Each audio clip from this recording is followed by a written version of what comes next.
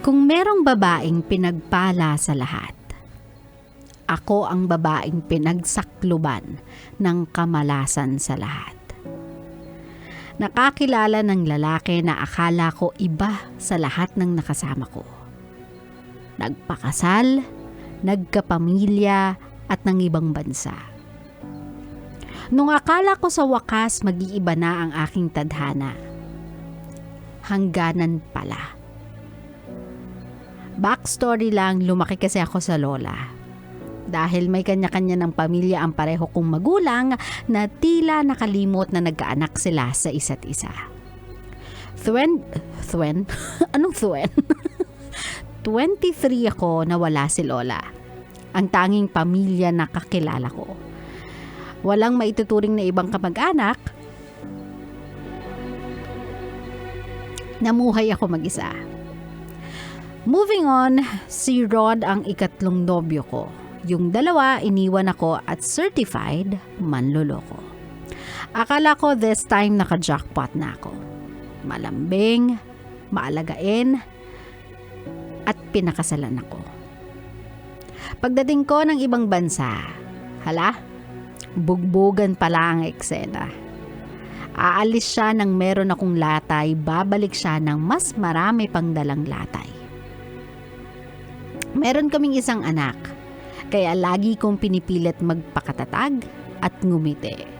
Though alam ko sa likod nun may lungkot at sakit na nagkukubli. Sa edad na 6 years old, nagulat ako sa anak ko isang araw. Dala-dala yung bag niya at plastic na merong damit ko. Sabi niya, "Tara mama, kahit ikaw na lang at ako." Naiyak ako sa tuwa. Kasi ngayon alam ko, di pala ako nag-iisa.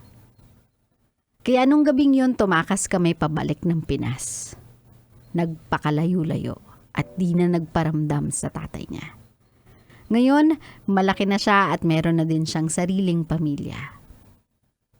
Pero alam mo, sa halip na iwan niya ako, sa bago niyang tahanan at bagong buhay niya, hindi niya ako nakalimutang isama. Nangiti ako kasi nung sinabi niya yun sa akin, ang sabi niya, "Ma, di na lang ikaw at ako.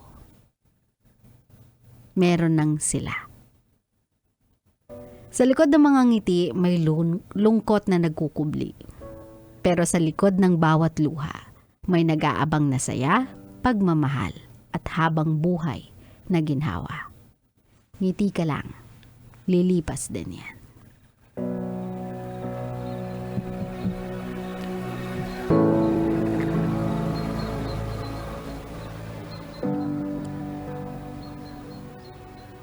If you had a life, or if you have a life like hers, like yung kay Pam, hindi mo siya masisisi kung mag-give up siya. Hindi mo siya masisisi kung magiging iba yung perspective niya towards life. Hindi mo siya masisisi kung magiging bitter siya sa buhay, sa chances, sa destiny, sa tao, sa love.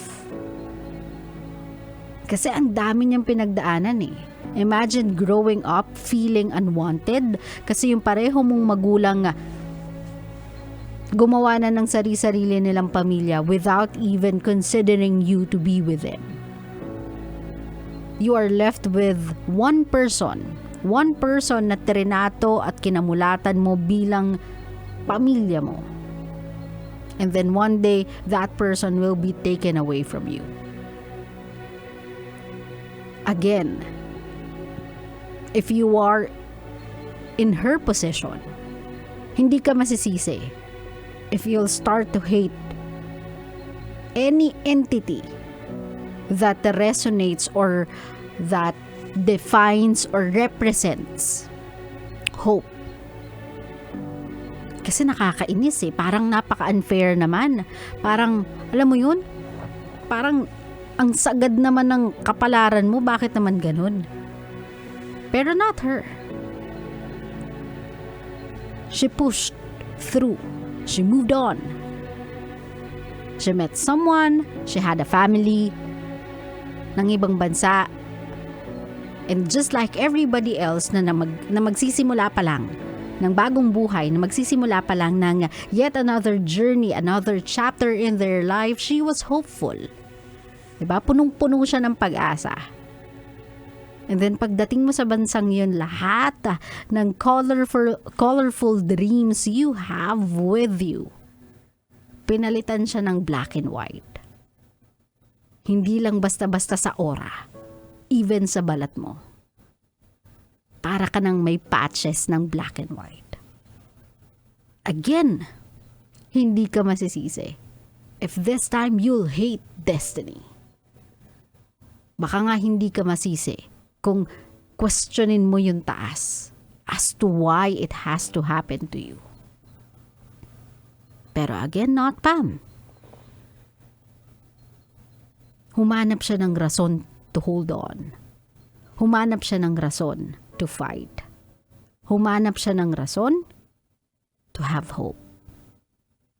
And she was given one great hope. That child who told her na, "Ma, kahit ikaw lang at ako." Imagine how powerful that sounds coming from a 6-year-old. Someone you wouldn't expect that will understand kung ano yung pinagdadaanan mo, and yet that kid perfectly understand what you need. And now, she is living the best time of her life. This time around, she is not going to be left behind. Hindi na siya iiwan. Hindi na siya ipagpapalit. Hindi na siya iisang tabi. Hindi na siya mamaltratuhan.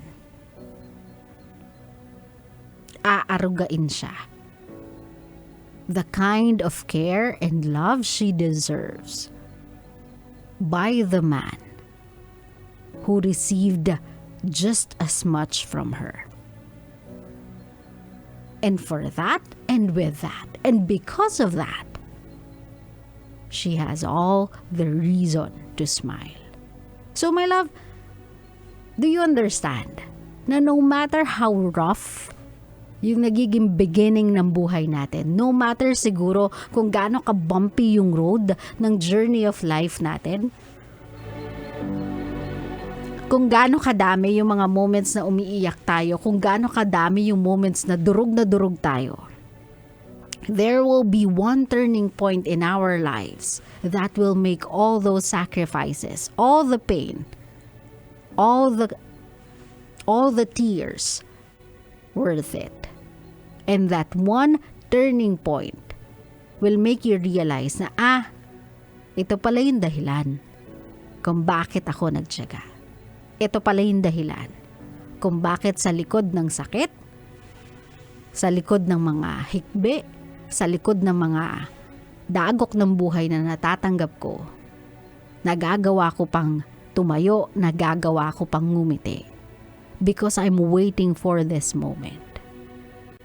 I'm waiting for this validating moment, defining moment, telling me that life may be hard, that life may be challenging or difficult, pero life and all its mysteries will always be worth it. Kaya kabisyo, kung ano man yung pinagdadaanan mo, kung ano man yung sakit na naranasan mo, it's with a purpose. It's part of your journey. Kasi it's leading you to your endless happiness. Claro? Claro.